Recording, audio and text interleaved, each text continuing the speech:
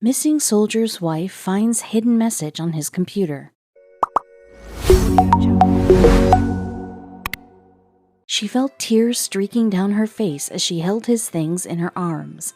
She thought she was prepared, knowing how the spouses of soldiers often feel, but things would end up in an unexpected way.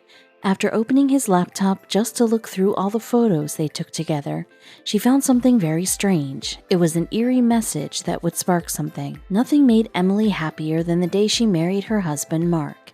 She saw a good future with her husband that would be full of happiness and joy.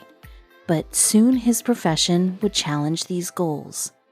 Her husband was a lieutenant in the United States military. He was a patriotic man that would do anything to fight for his country. Mark's happiest day came when Emily gave birth to their first baby, Brittany. He loved her more than anything else in the world, but his next deployment was approaching and he'd have to leave. Emily knew that this was the harsh reality of being with a soldier. He would leave to Afghanistan soon, and she'd be left to care for their child alone. She didn't want him to go. She had heard horror stories about soldiers deploying into Afghanistan. He was supposedly only to be there for half a year, but things wouldn't end that way. She knew that the message pointed to a set of coordinates. She felt her heart race like an Olympic runner going for the gold. She had spent the first 6 months of his deployment going onto FaceTime with him when he could afford to. The only thing keeping her going was that her husband would soon return. But just as she spent hours preparing the house for Mark's return, the phone would ring with some harrowing news. The contact on her phone was hubby. She grinned and assumed he was going to share his arrival time. It was something far more sinister. He said there would be a delay in his flight, and then he quickly hung up the phone. Emily could hear the panic in his voice and wondered what was going on. He said he'd call her soon, so she just waited. It had been days, and now she was starting to worry.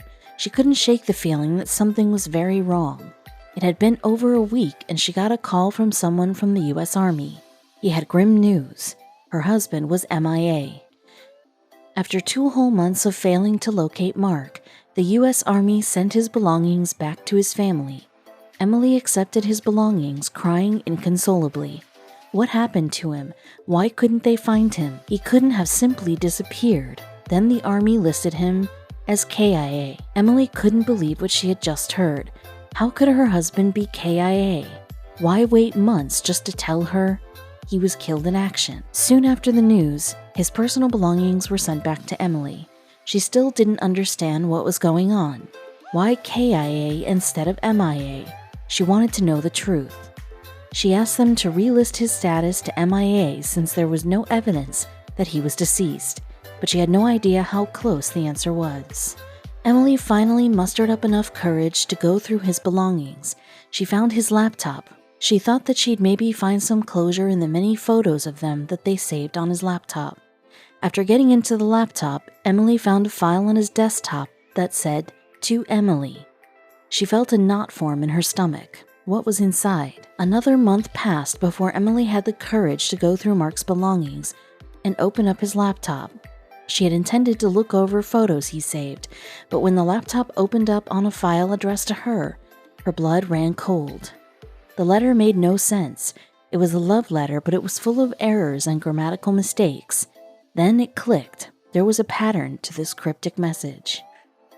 She read the letter again. She struggled to make sense of it. She could read it, but it just didn't sound like him.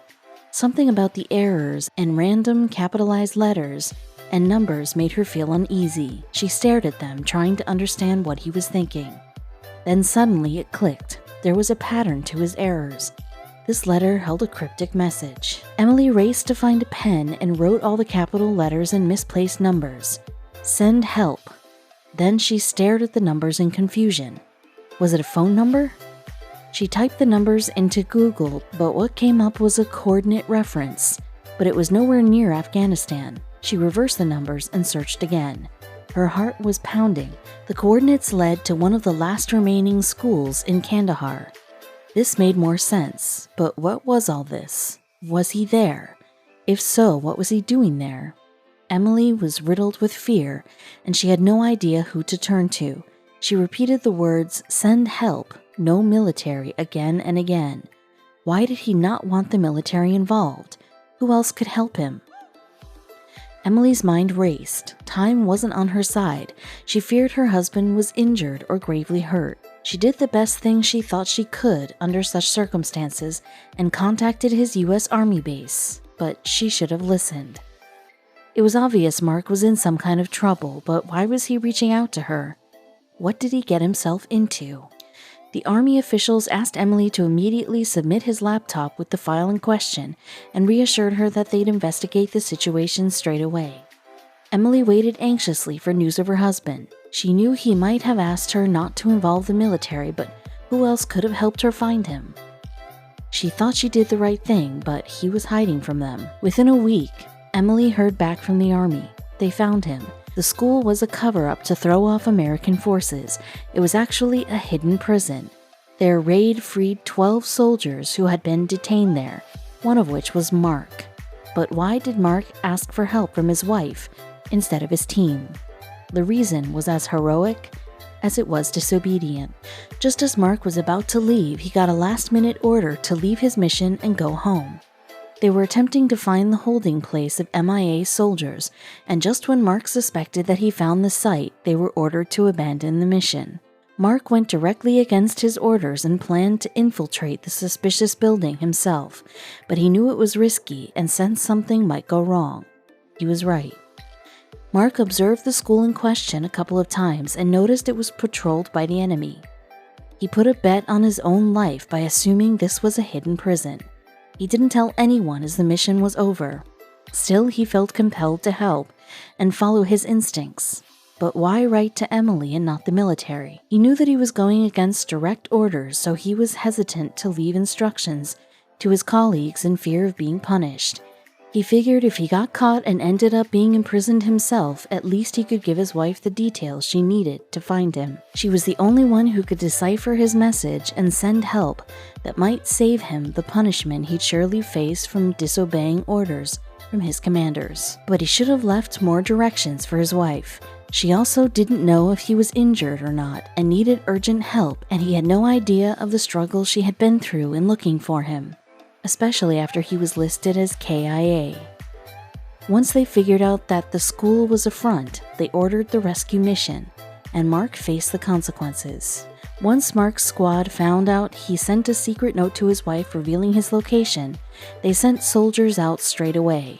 They had no idea what he was thinking, but were amazed when he led them to a hidden jail containing other MIA soldiers. Because he had rescued other soldiers, his punishment was light, but he was warned against ever acting on his own again before being sent home as planned. Mark finally returned home safely to his loving family with quite a story to tell. He had remained detained in the hidden jail for 3 months before Emily managed to figure out where he was. He was delighted to be reunited with his girls, and Emily was more than relieved to have him safely back home. This story is a work of fiction, created solely for entertainment purposes.